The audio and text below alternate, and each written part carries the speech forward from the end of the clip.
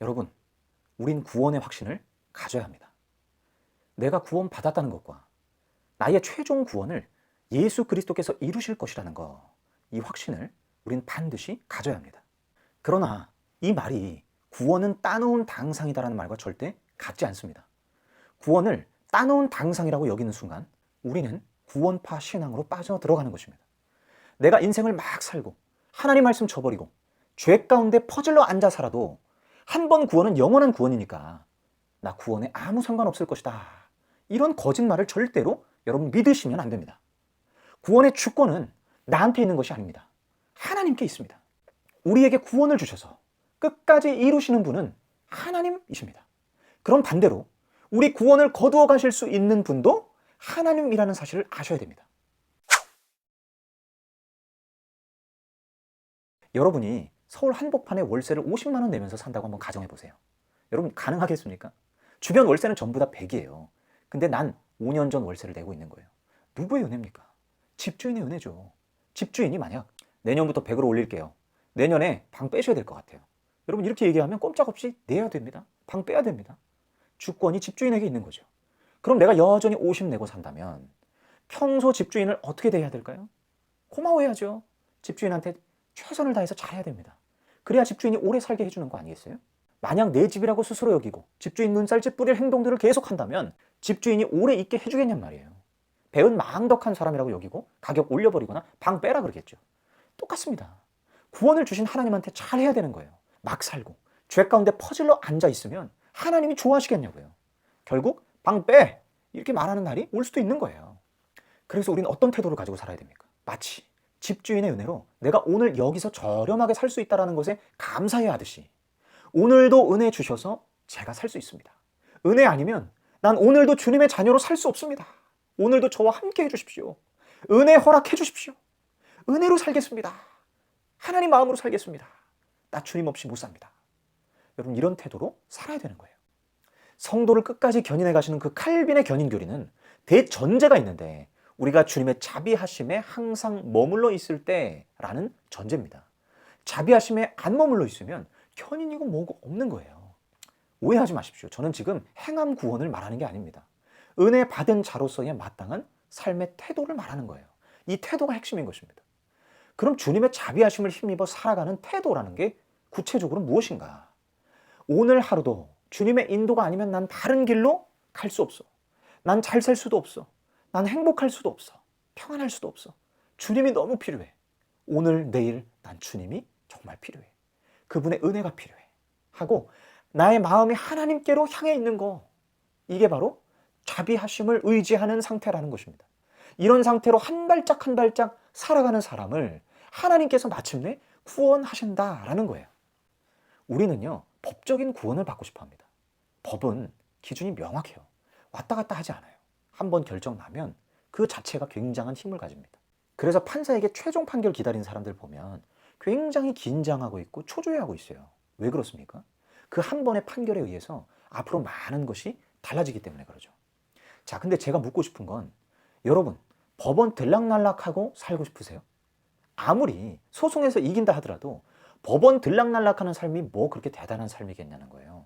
법은 기껏해야 우리의 최소한의 권리들을 지켜주는 역할밖에는 못합니다. 우리를 행복하게 만들어준다든지 의미 있는 삶을 살게 만들어준다든지 가치 있는 인생을 살게 해준다든지 이런 것은 법과는 아무런 관계가 없다는 거예요. 그러니 법적 구원보다 더 차원 높은 관계적인 구원을 추구해야 하는 것입니다.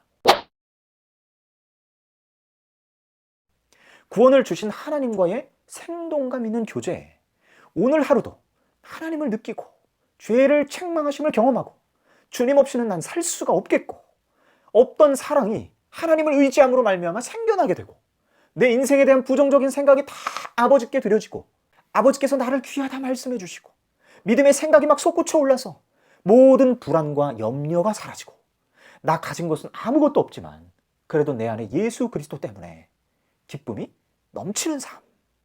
여러분 이런 생동감 넘치는 관계적인 구원이 필요하단 말이에요. 이 관계적인 구원은 우리 삶 구석구석 하나님이 개입하시는 구원입니다.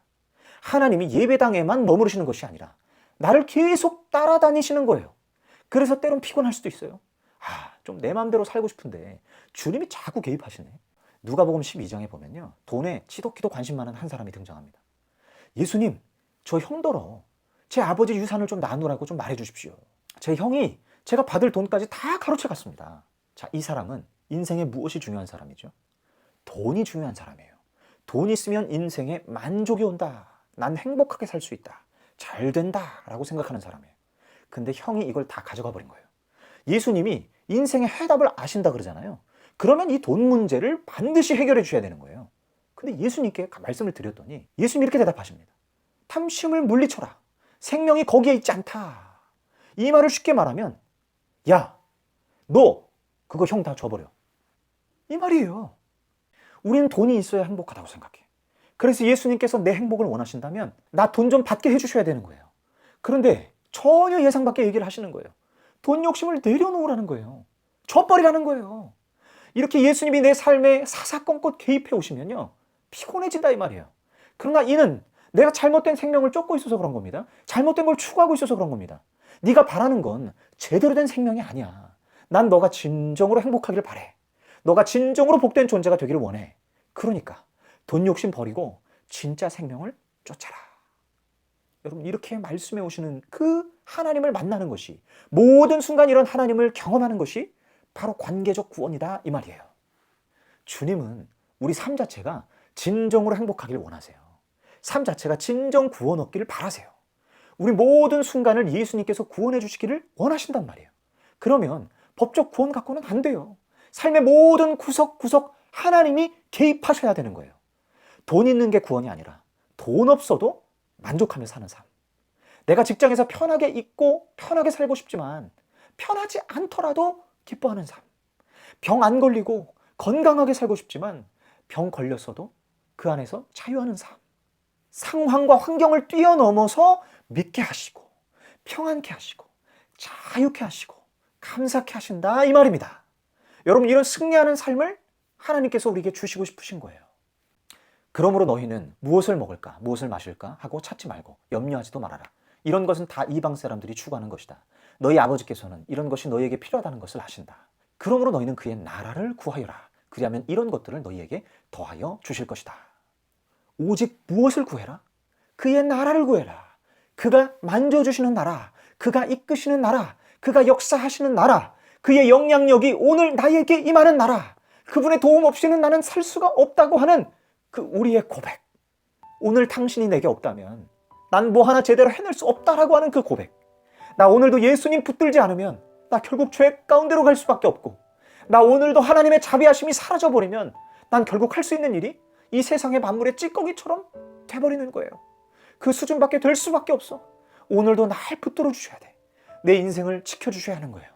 내 생명을 주님께서 주장해 주셔야 되는 거예요. 이 마음을 가지고 살아가라 라는 것입니다. 이것이 바로 관계적인 구원을 추구하는 자의 모습이에요. 여러분, 우리가 천국에 가고 지옥에 가고 이것이 중요한 게 아닙니다. 오늘 하루 주님과 동행하며 사는 것이 중요한 것입니다.